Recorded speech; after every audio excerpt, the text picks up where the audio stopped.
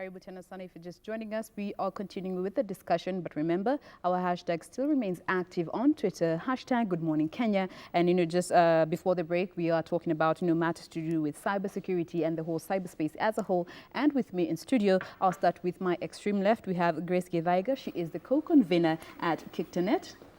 Welcome back for the benefit of the viewers. Okay. Yes, and at the center we have Hon.William Kisang. He is the chair of the Departmental Committee on Communication, Information and Innovation, and also the member of the National Assembly of Marakwet West. Thank you. Yes, and now we are joined by a new face on set. He is Victor Capillo. He is a lawyer, human rights defender, and of course a tech enthusiast. Karibu sana. Thank you. All right, so just before the break, we were just talking about the terminologies that are in this cyber realm, and you just talked about cybercrime, cybersecurity, and the cyberspace as a whole. And you're just looking from your technical bit of view and your lawyer side of the divide. What is the importance of just this cybersecurity as a whole, not just for an individual, but for the nation as well? Well, I think at a very basic level, a number of our services, a number of aspects of our lives are, becoming more tech-oriented. We are now having smart homes. Everybody's using a smartphone. We're using online web services. We're trading through e-commerce. We're using mobile banking. And so you can see that so many aspects of our lives are becoming tech-oriented. We're having tech in elections. We're having, tech everything. Literally tech everything. Yeah. So because of that, we have the same challenges that we have in the real space are also being transcended. We have criminals here, so even those criminals are there. We have insecurity here. There can also be insecurity online. So the importance there for cybersecurity is to ensure that, number one, there is coordination, because technology is not an isolated field. There are so many stakeholders that are involved. For example, in mobile money, there's a bank, there's yourself, and there's a whole ultimately CBK, the government. There's different countries involved because you're sending money across different countries, you're sending money across different platforms. So because of the many stakeholders, so coordination is important so that in case there's any breach or in case there's any lack, then everybody can respond to it. So you have that one as a primary aspect. Number two, you have the security of the information. Basically, information security. What are we protecting? If it is the security of financial transactions, then there needs to be a proper framework to ensure that is properly safeguarded. There's also preventing threats from detecting and prevention of threats. So of course, you have involvement of law enforcement, and also the ICT managers who run the various servers and all the various platforms. So they also have to be involved. You need academia, because research has to keep on improving. There are different technology standards. Every day there's a new innovation, there's a new development. So we have so many stakeholders at play. We have so many issues at play. We have so many services that are layered on top of each other that now all of that need to be properly coordinated and secured so that everybody can feel confident in the use of the services, and also safe that when you send 50 shillings, you know that it's going to get there, and it's not going to disappear in the middle. So that's the confidence that you want when you're using ICT systems, that you use it the same way you'd go to a shop to buy mandazi. You give them 50 bob and they give you a mandazi. Have the same trust levels, being sure that you'll get whatever change you need to get back. Just boiling back to the fact that ICT touches on every sector of the country, social, political, economical, ultimately being part of it all. Now, let's just quickly go to the, the policy and the legal framework that has been in play, from back then, and, from 98. But let's just quickly start with the 2006 ICT policy, which was reviewed in 2016. Now, the mission was to improve the livelihood of Kenyans while ensuring availability of accessible, efficient, reliable, and affordable ICT services. In the 10-year period that this policy was in place, how much traction did we gain as a nation towards this end? I'll start with you, Mheshimiwa. It's now 20 years. Basically, 2006 up to now is close to 13. It's going to 13 years. Before it was reviewed. Basically, review is ongoing, I believe, now. And for those over 10 years, basically, Kenya has moved. By 2006, the number of ICT users, basically this includes mobile phones, I believe it was less than 10 million. Now we're at close to 42. Our population is 45 million. Those who are having phones, those who are using internet, using WhatsApp, using all these issues, I believe now it's close to 42 million. So basically, and the review, that's why the review of the policy is due, because within that span of over 10 years, Kenya basically has jumped maybe 1,000 or 1,000,000 times. Yeah. Yeah, because basically Making us the hub that we are. we're the regional hub. Yeah.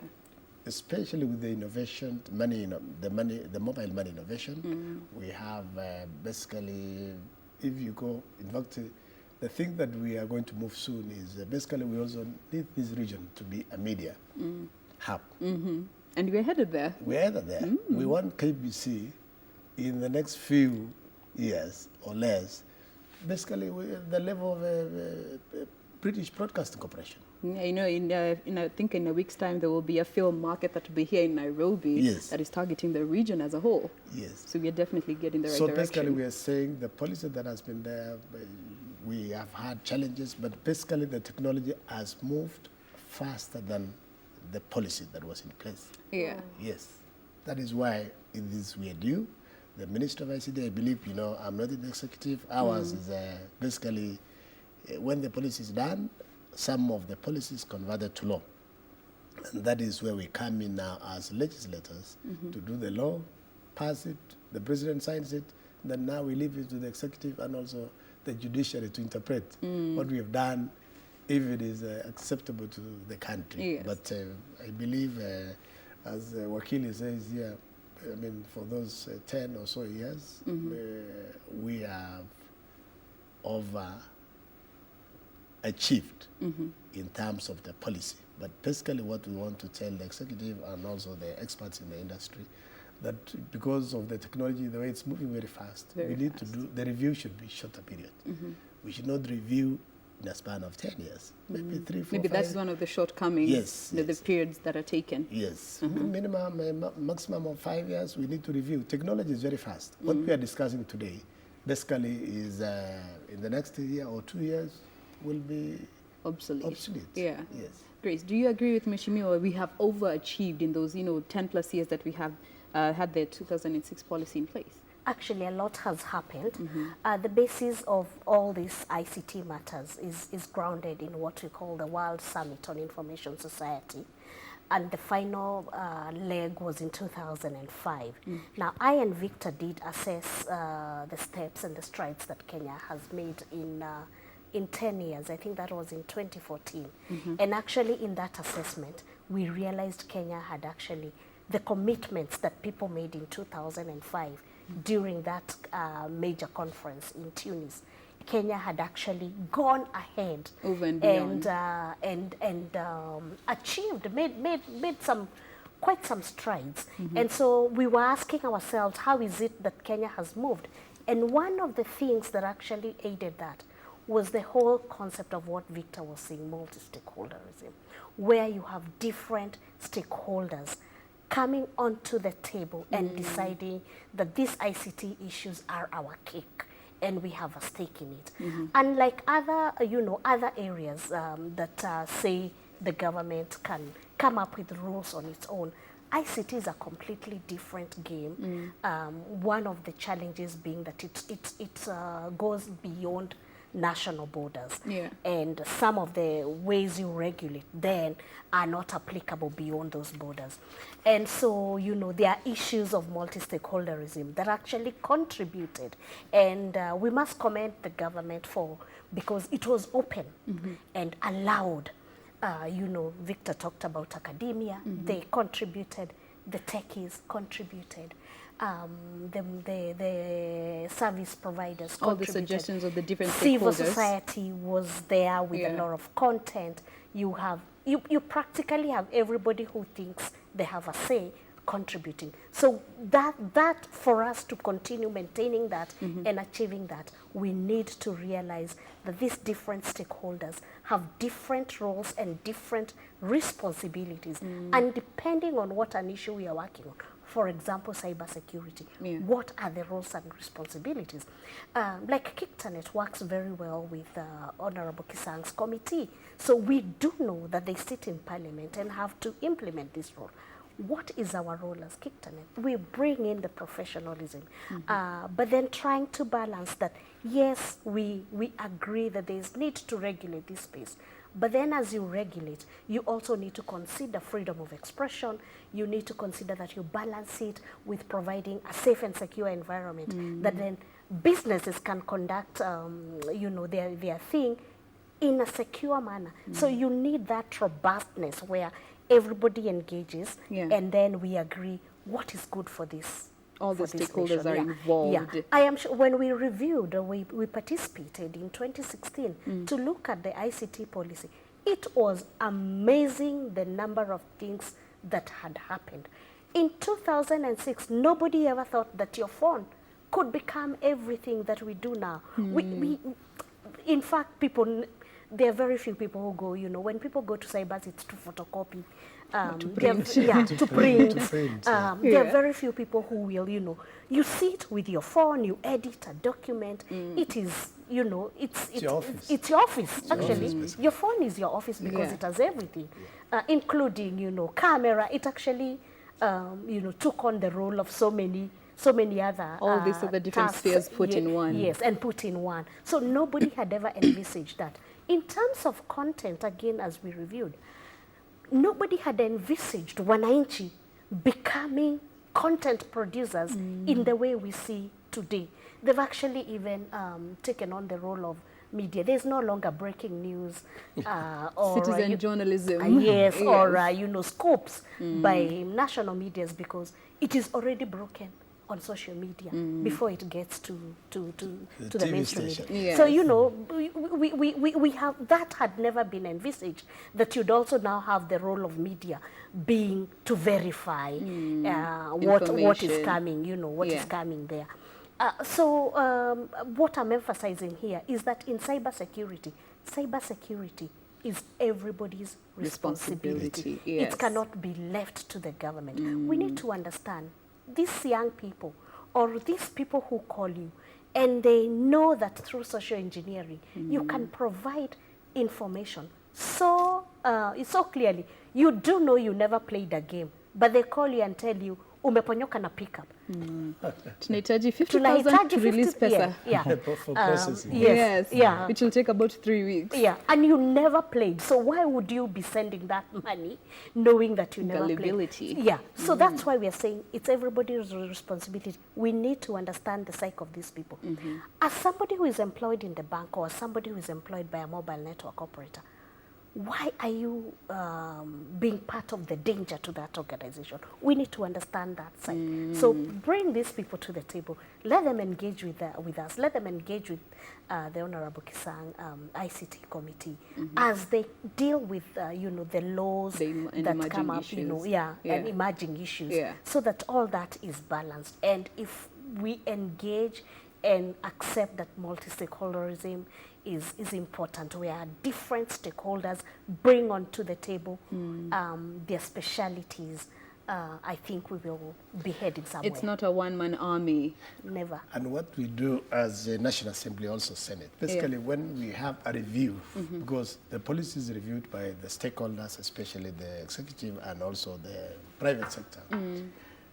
And there's KICATAnet and these other organizations that have come in to assist.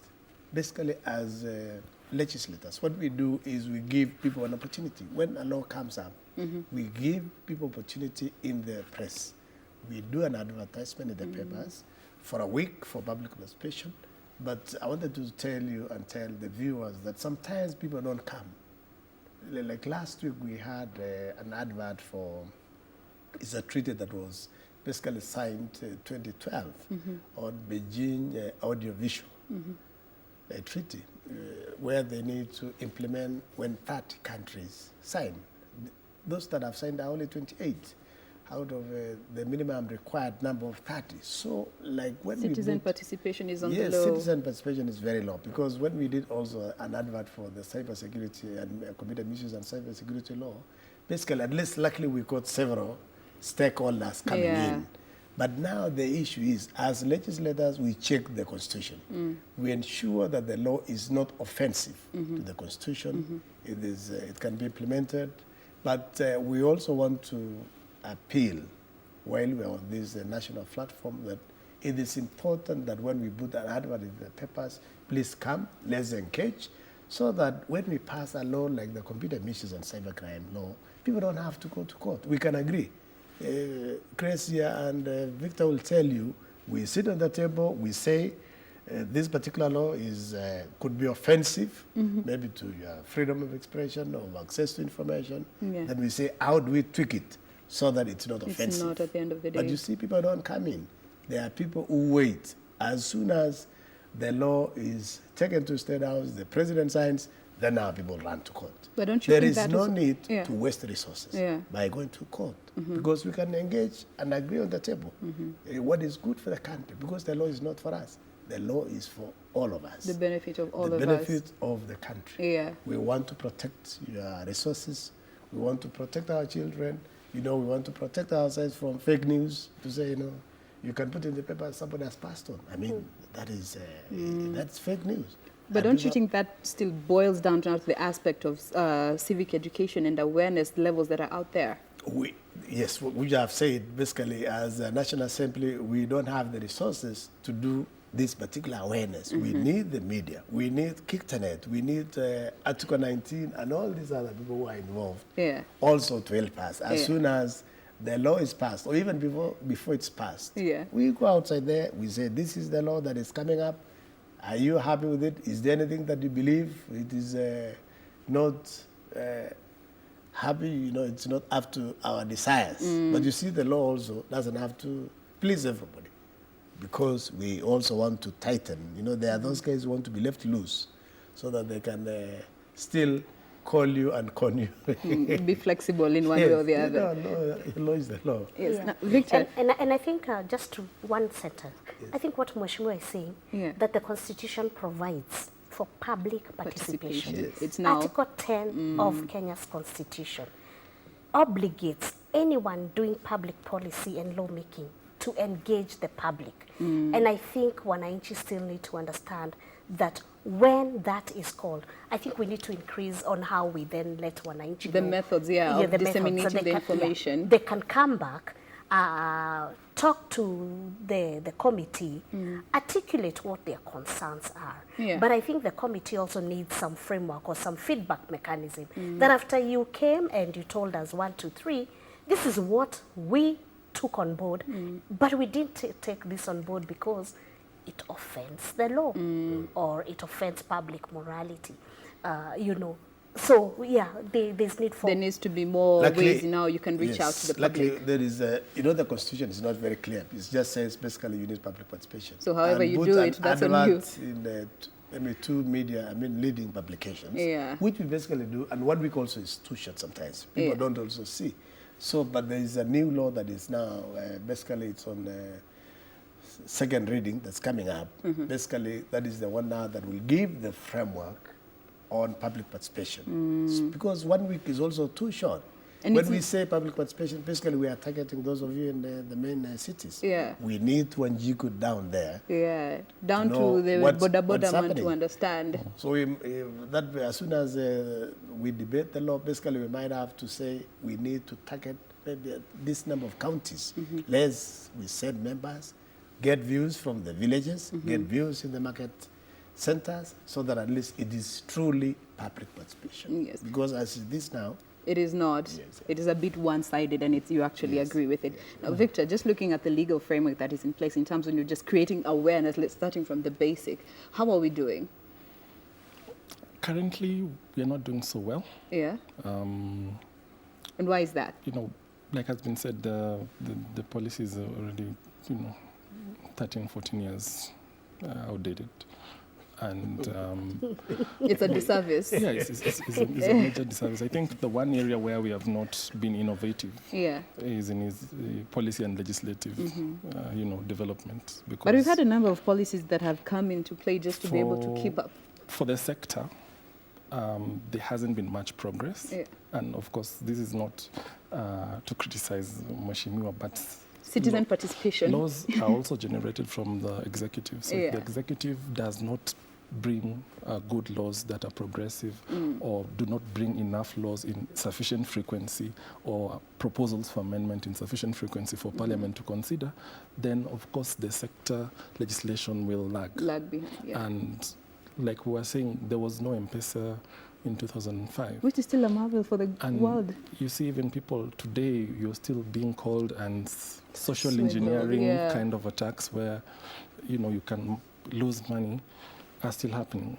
We had NYS scandals happening through, and we don't have a legal framework to address those issues.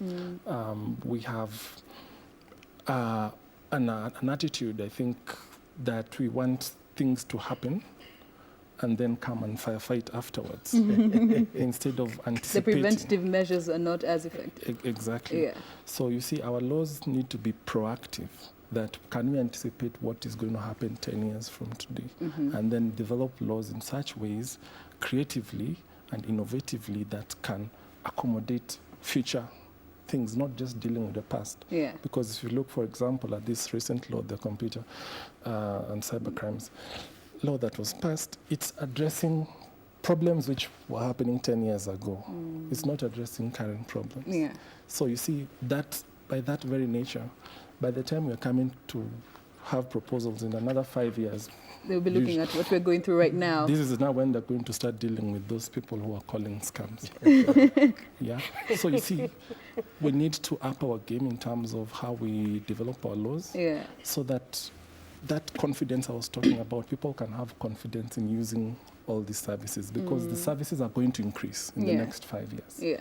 And if the laws are not providing an enabling environment and for even trade, because ICT now is also a good GDP contributor. So we are also looking at our economic aspects for the country in terms of even raising taxes. There are now so many applications giving loans, they're contributing taxes. So if you want to kill ICT industry, then don't have laws. But if you want to also grow the industry, have dynamic laws and policies, have an enabling environment that enables anybody who wants to engage in any ICT service to comfortably use the services, to develop them to the greatest extent, and also have the confidence that I have legal protection, not just as an investor, but also as a user. And even regulators have the teeth to regulate, whether it is mobile loans, which there is not currently regulated. Yeah, there's no regulation for that. But people are trading left, right, and center. But nobody knows if something happens, who do you go to? So having that confidence reduces the anxiety that the public has, and also putting in place framework for civic education.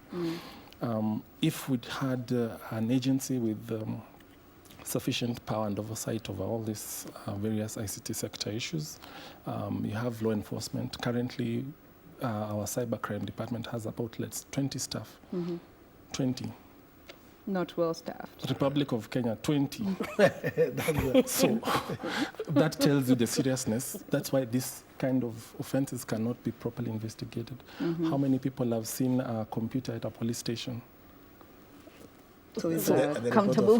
The OB is still manual. So how do you want to, if things happen at IBC and people are saying open the server, we could not have our local officers investigate. We had to outsource. So we are saying there's a serious capacity gap that also needs to be addressed over and above just the law. You can have a good law, but when you don't have the technical skills, when you're not investing, countries like Rwanda, for example, are providing scholarships to go and study ICT. And they have so many PhDs. In Kenya, we are not investing. Someone is actually saying that if we are not careful, Rwanda will overtake Kenya. If we want to be leaders, then we must put our money where our mouth is. If we want to be the economic bloc, like Mheshimiwa is saying, then we need to pass laws that provide incentives for young people who are innovating. We need to make laws that provide either tax incentives for people who are in businesses to, let's say, to come up. There's no even antivirus that is locally developed. So yet we are saying we are ICT, we are innovating. But our biggest claim is only M-Pesa. We need to invest more. But and M-Pesa is ensure doing that- very well. I wanted to say, Yeah. he said the laws are basically maybe we are A bit talking backdated. in the past. Yeah. But as members, as legislators, basically we are open. It is also important for the industry outside there to engage. If you believe the law that has been brought by the executive to National Assembly is not up to date, we are open. We are always there for new ideas. You can challenge, you can contribute, and improve. But how practical is that, Mheshimiwa, given that the 2016 is yet even to be adopted? Like now, last year's, we passed, I said the law was signed in May last year, 2018. So basically what our standing orders allows is within 6 months, you can amend. So if there is anything that you've seen that we need to improve, we are there, we are open, you can engage, we are a phone call away. Because most of us also in that particular committee are ICT. I'm a software person. Yeah. You're a lawyer. So you understand where he's coming from? We understand. So Yeah. you can always propose Yeah. amendments. And when you propose, you don't have to propose even through the executive. It can come directly to us and we can take them on. Yes. So in terms of even just preparing the country, you know, the policies, he has mentioned the policies, the manpower and the equipment as a whole. They're just looking at the manpower because, you know, we say this is a shared responsibility. Yes. 20 staff. That is very low because basically, I know, you know, there was a tug of war between the Ministry of ICT and the Minister of Interior, that who is basically going to be responsible for this particular, where are we going to have the cyber crime center, the cybersecurity center. DCI, there is something they said they are building, it's coming up. We already have something at Communication Authority, which we are saying basically there are 20. But now that this is the way we are going, we need to put resources. Government needs to budget. We have a lot of resources that we have given the Minister of Interior. So these resources, basically, if we have to set up a center, if that center that is at CA is small, we have a lot of space there. There's a lot of space, and DCI and CA can collaborate. They can work together. Because DCI don't have the expertise. As Victor here said, you go to any report office, you have to write manually. The guys at DCI, they don't have the expertise. Some of them initially trained as security officers. They might have gone for 1 or 2, 3 courses in ICT, but the real experts are at CA. Yeah. That is the place that we need to improve. We need to put more resources there, do a serious cyber security center that the region, including South Africa, West Africa, can refer to. You know, we need to be ahead. Yeah. M-Pesa, now everybody, we have M-Pesa in, we need to move from that glory. You know, we're just glorifying one particular innovation. Yeah. We need to move to other areas now. We need to be ahead. Yeah. Let people come here and benchmark when it comes in terms of cybersecurity. Yeah. Yeah, we cannot. Rwanda, yes, it's a 15 or 20-year country now. Imagine. 20 years old. And we're being compared. Yeah, we cannot be compared. I was there 2 weeks ago. Yeah. We cannot be compared to Rwanda. People should be coming here. Yeah. Yes, we should be ahead. Now, And we have the resources. Yes. Yes. It's just we need to improve on what is already there. And prioritize. Yeah. Yes. Now, Mheshimiwa has just mentioned having a regional center. Wouldn't it be more effective having like a center, even in every county for that matter, so that you don't have to travel? If you have an issue to report, where would you go? You know? Completely agree with you because a lot of also these cyber crimes are also happening on the ground. Yeah. And people cannot wait to just be coming to Nairobi. And I think that's why collaboration between Honorable Kisang's committee and the Senate ICT committee, they actually needs to work together and come up with forward-looking laws that then will help guide in, say, just guiding how ICT issues are conducted on the ground. And handled. Yes, Mheshimiwa has talked, I think it's Victor and Mheshimiwa who are talking about that. You know, we are going into Internet of Things. Yes. We are going into artificial intelligence, and all that is AI needed. is coming up really fast. Yes. How prepared are we And in fact, that we are not even talking about 5 years. We are just talking about 2 years, or even next year, or even end of this year. So how prepared are we? So counties must also come on board. They need to also consider ICT as a very important component in their work. You find that in some counties, they really don't have ICT, or it's conflated with something else, with agriculture, or I don't know with what. Just telling you that it's not, you know, they haven't considered that. And yet, economic issues, commerce is happening even on the ground, aided by technology. And like I said, when that happens, there are the challenges of cybercrime. Yeah, so comes into play. Counties, and I think this is a challenge to Honorable Kisang and the Senate ICT committee on the need to work together. Us as stakeholders will be ready to come and input whenever you need us. You know, we are also a phone call away. And we come and contribute to what we think are laws that balance, or ideas that will balance the need to have a safe, secure environment with freedom of expression, with freedom to innovate, etc. Luckily for training, I know during our time, basically, I mean, you could not even talk about cybersecurity. Even computer, it was called computer science those days.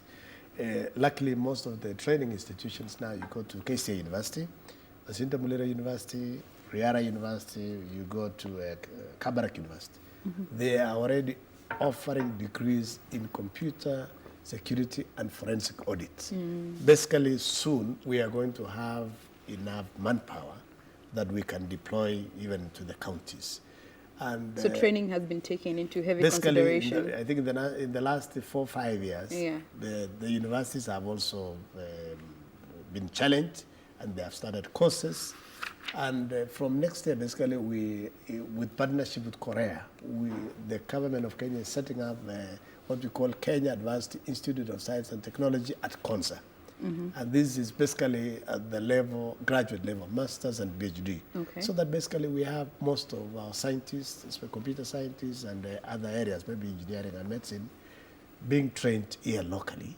And we are, as a government, they are also going to set up labs. These are basically where there will be also several labs there. And we believe we will have a serious cybersecurity lab also at KONSA, so that as we have one at CA, one at DCI, one at KONSA, and then eventually, as we have discussed here, we have at county level. We need our security agencies at the county to be computer literate. Basically, you might even take a computer there, and there is no one who is going to operate. They might need they might need a civilian to assist them. So that's why we are saying slowly we need to move. The government needs to start piloting. You know, we can target some particular counties. We say we begin with Mombasa, we go to Kisumu, Nakuru, Eldoret, Nyeri, and then we do this pilot by having small, efficient cybersecurity centers across the country. And eventually, the criminals will know the law is catching up with us. They can look for something else. They can decide to work now for their living. And stop being keyboard warriors. Yes. Yeah, now, as we just bring the conversation to an end, there will be a roundtable meeting that will be happening today. Who are the targets for this meeting specifically? Because, you know, it needs a few stakeholders who can also go and impart this knowledge to the rest of the public. Now, tell us a bit more from your point of view. Well, today's meeting targets a cross-section of stakeholders. As KICATAnet, we promote what is called the multi-stakeholder model, which essentially means that we bring all relevant stakeholders around the table, that is officials from government, the private sector, you have the civil society, you have technical community, academia, and other interested parties to come and discuss, because like had been said, cybersecurity is everybody's responsibility. And what we want to discuss essentially, given the discussion that we've had, what should be the priority for the country as we look towards reviewing our policies. Then when it comes to cybersecurity issues, what are those things that we need to prioritize for this year moving forward, that now we can now come up with an action plan to now follow up and see, okay, these were the things that were identified, and these are the things that now need to be done, and by who, and by when. So that at least by the end of the meeting, we'll have a general good idea of what the state of play looks like, and what are the things that need to be done so that we can ensure that the space is more secure and more open and generally inspire confidence for all the users. Because at the end of the day, you're looking to build the country, you know, build one sector, contributes to the other, and ultimately we grow as a country. So your closing thoughts are in regards to the meeting today and the whole ICT sector as a whole, and especially when it comes to awareness and citizen participation when these matters are involved. Thank you very much, Wambui. Basically, what I've been invited by KICATAnet to open the forum, and basically for us, in the last parliament, 11th parliament, and the current parliament, we are working very closely with KICATAnet and also other stakeholders to ensure basically we get good laws for our country, and they are also engaging very closely with the government, with the executive. So for us in today's meeting, basically it's one of those particular sessions that we need to come closely between the private sector and also the legislator, so that we can think, we review, as we have discussed in this forum. The policy is actually overdue for review. That's why we need to see what is it that is still ailing us in the cybersecurity, so that we can discuss, and they give us proposals. If they are good proposals, we can take them on quickly, so that even before end of the year we can review that law. All right. Yes. Now, the meeting today, Grace, will be heavily pegged on the National Cybersecurity Strategy of 2014, which also emphasizes heavily on, you know, ongoing commitments and shared responsibilities, of course, looking at the different pillars for the country. Now, from the meeting today, what can the stakeholders expect to take home? We will be looking at the priorities from the different sectors. And out of that, we hope to come up with a policy brief as KICATAnet that then highlights areas that need attention from either the Honorable Kisang's committee, from the executive, from the ministry. But the idea is to have a very clear strategy where people have contributed to define a vision, a mission on how we are going to protect and enjoy the commitments, as well as ensure that our critical infrastructure is also in place. Especially, we didn't handle the issue of infrastructure, but it's also very important because we have seen, like when M-Pesa went down for a day, or the day it went down in an afternoon, and there were all these people saying they're in a pub, but they can't leave. You realize the power because there are issues with the infrastructure. So the downtime of the infrastructure, those are issues that we'll be saying this is an area that needs to be addressed. And how do we address? Against the stakeholders, we'll be discussing that. So we are really going to just play our role as stakeholders in this multi-stakeholder model and say, this is our contribution as citizens of this nation and in fulfillment of Article 10 of the Constitution, because that strategy is now up for review. No, right. 6 years, 4 years, it's 4 years now, 5 years? 5 years, heading to 5, yeah. Yes. All right. 3 years is now. So that will be happening today. Remember, this roundtable meeting will be happening today in the city, just from here. They're actually headed there, yeah? So if you are a stakeholder, please make sure to just attend, get to share your views and opinions in regards to the state of play that is in regards to matters to do with ICT, what you think needs to be done, what needs to be dropped, what needs to be altered here and there, just to be able to help the shared responsibility aspect and move forward as a nation. It will be happening today from 8 a.m. 9 a.m. Or it will be a whole day's affair. It will be at the Sarova Pan-Africa Hotel here in Nairobi. So if you're able, please just go there and be part of this fantastic round table that will be happening today. Right? That's that for us here in studio. Remember, we've been talking about matters to do with cybersecurity, and with to help me with discussion, I have been speaking with Victor Capillo. He is a lawyer, a tech enthusiast, and a human rights defender. Thank you so much for being with us. Hata kama ulichelewa kidogo. Yeah. All right. And at the center, we have Hon.William Kisang. He is the member of the National Assembly for Marakwet West, as well as the chair of the Departmental Committee on Communication, Information and Innovation. Thank you very much, sir. And of course, the only lady on the side of the panelists with us this morning was Grace Githaiga. She is the co-convenor at KICATAnet. Thank you so much for just being with us this morning. Welcome. Thank you. Well, Good Morning Kenya does continue. We will have Ram coming in with the traffic update from Mombasa County. So let's have a look at how things are looking on that side of the divide before we come back to Nairobi. So Ram, take it away.